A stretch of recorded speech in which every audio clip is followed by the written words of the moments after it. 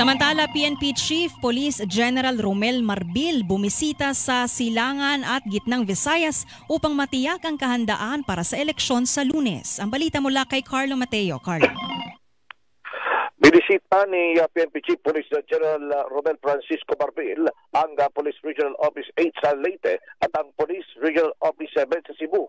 Ito'y upang suriin ang huling yugto ng mga paghahanda sa seguridad ng eleksyon.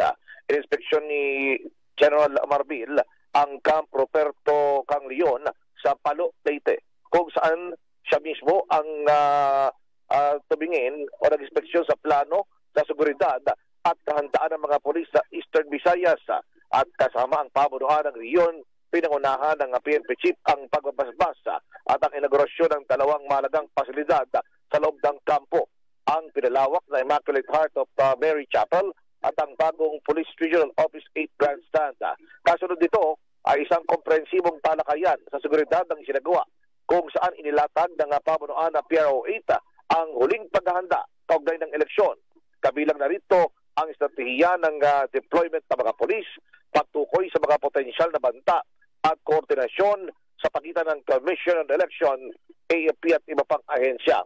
Bandang hapon ay nagtungo naman si General Marbil sa Police Regional Office 7 sa Cebu City kung saan siya nanguna sa isang command conference na nakatuon sa pagtiyak ng kahandaan ng operasyon at koordinasyon sa seguridad ng Central Visayas.